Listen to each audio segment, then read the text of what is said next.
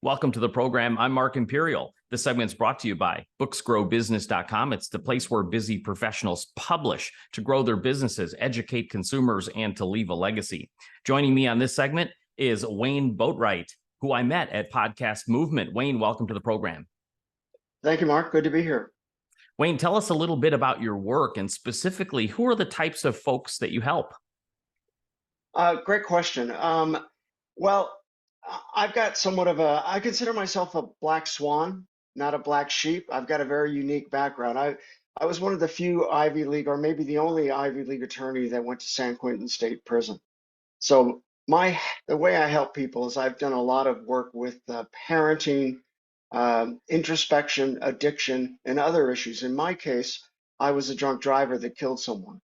So my time in San Quentin has helped me um, gain insights into the human condition, and mine in particular, and how to uh, address those things that seem like an insurmountable problem when you try to face them without the appropriate tools.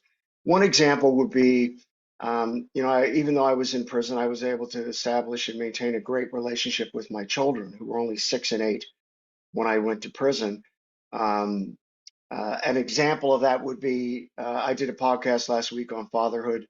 I noticed that in the week prior to that, I had 154 text messages between my son and myself, who is a sophomore at Cornell back in New York, and I'm in San Francisco. So you can have a strong relationship with your children regardless of your situation.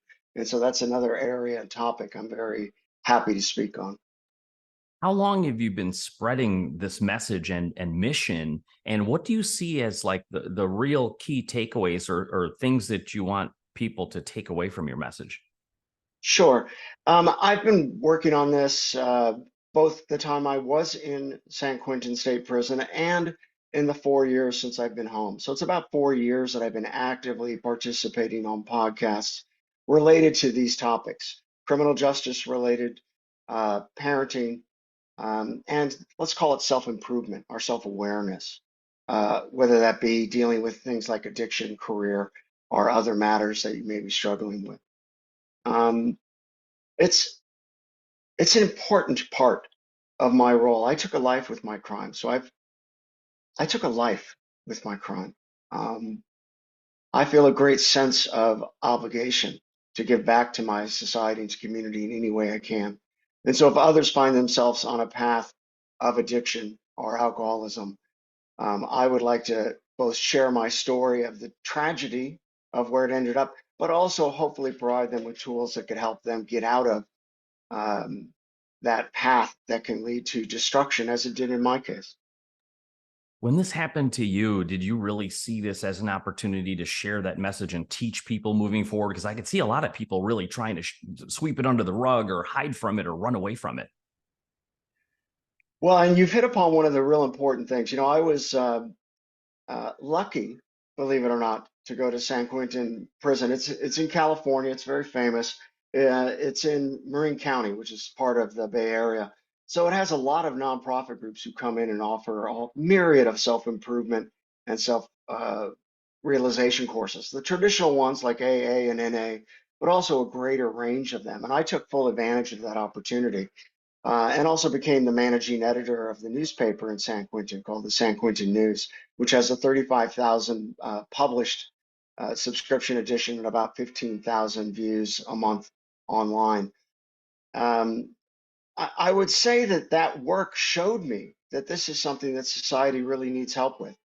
We're such a self-centered society that we've lost the ability many times either to understand ourselves or what tools we need to actually first understand ourselves and then help others, because that process is 3 steps as I see it. You have to understand yourself. You have to have some form of creative self-expression.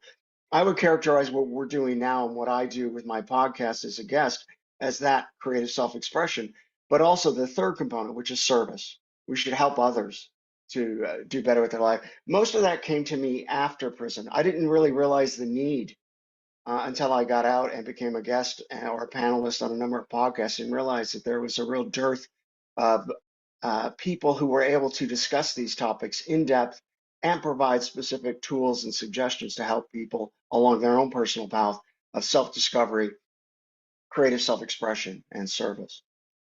I understand that folks do things as a result of either determination or desperation, and what happened to you was purely accident. Can you take us back a little bit to like,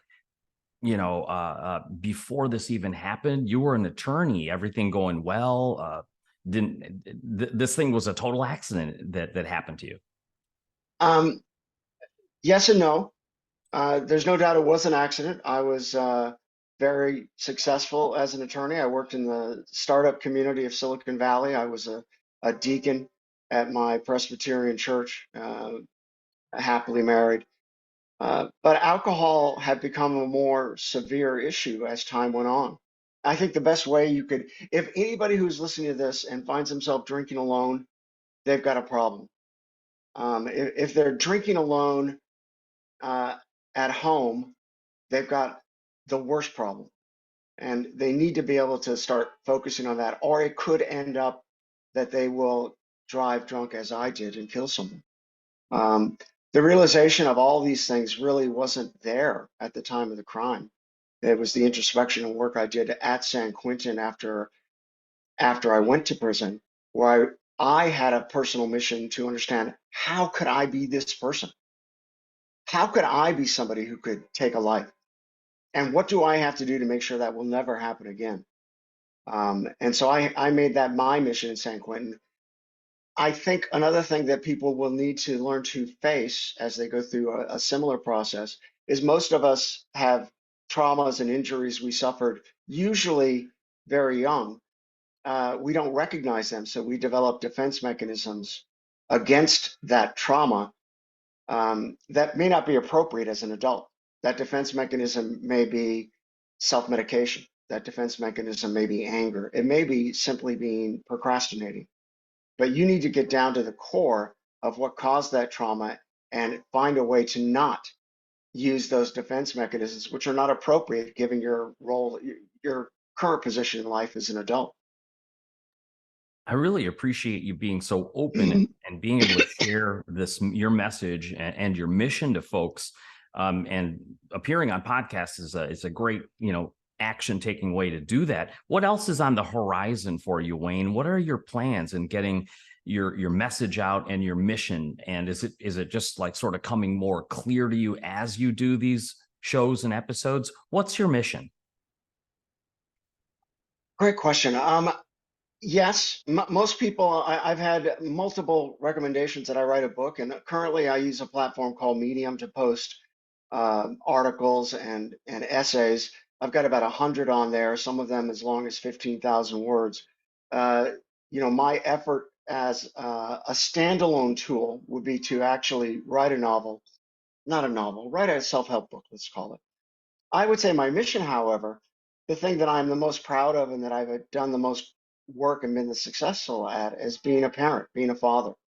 And I've realized that, especially for the men in prison, they, many of them, the majority of them, did not have a positive role model of a male in their home or a father. And the need for that in our society is only growing.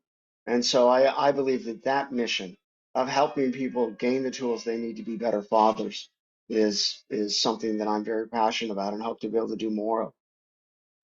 For folks listening who would love to connect with you, especially read your works on Medium, what's the best way for them to find you, connect with you, and learn more?